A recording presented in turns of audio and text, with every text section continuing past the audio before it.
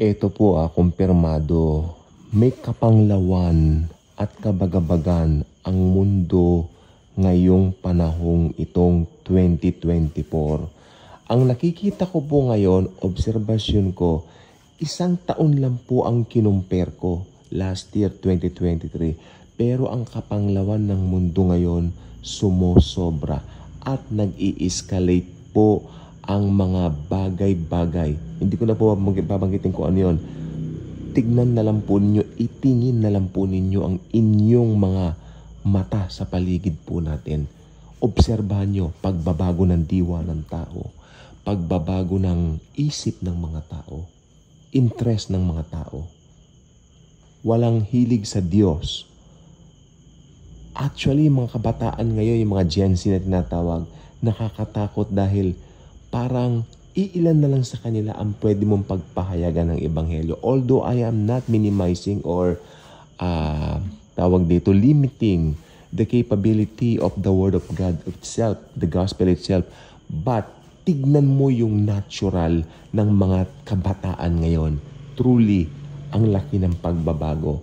Kaya ako naniniwala po ko sa mga bagay na nangyayari niyan, yung sa Middle East na nag-i-escalate yung mga gulo, naniniwala po ko anytime now, rapture na. At hinahanda na po natin yung mga maiiwan sa rapture, ng mga talagang matigas ang puso, yung nasa larawan na yan, ganyan kapanglaw ang sasapitin nyo sa rapture. Sa tribulation, kung naiwanan kayo ng rapture. Okay? O ulitin ko, ganyan kapanglaw ang daranasin nyo kapag ka naiwanan kayo sa rapture. Sapagkat pag naiwan kayo ng rapture, automatic pasok na kayo sa tribulation, first 3.5 years, at great tribulation, yung 2.5 years. So ito pong gusto ko pong sabihin sa inyo, habang church age pa, ito ang pinakamagandang paraan or dispensation para maligtas. Accept Jesus now as your Lord and Savior.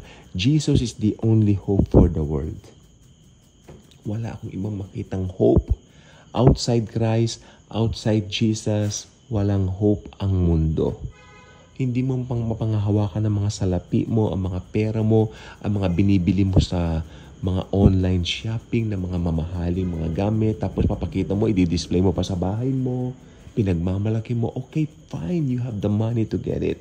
Okay, hindi po masama yan kung believer ka.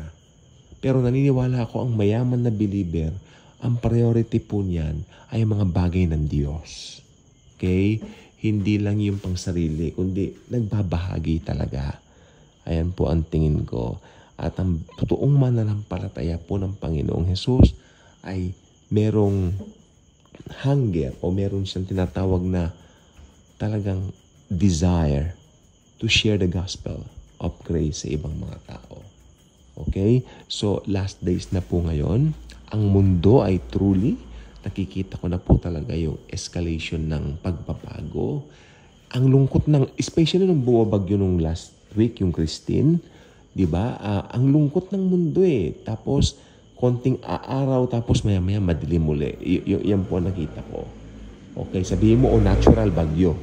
Well, sasabihin ko sa iyo, maski hindi bagyo, malungkot ang panahon, obserbahan mo ang paligid mo. Hindi lang dito sa Maynila, hindi lang sa probinsya, kahit saan, buong mundo. Buong mundo. Yung mga taga-Amerika ang sabi, parang nag-iiba ang panahon. Amerika na yan, New York yan Pero sabi nila, parang nag-iiba ang panahon, nag-iiba ang mundo. Well, hindi lang po parang nag-iiba na nga po talaga. So yan ang pong gusto kong i-share po sa inyong gabing ito. Nagbabago ng mundo. Anytime, rapture na. If you are a believer, have this excitement in your heart that anytime we will meet Jesus for the very first time in the rapture. God bless.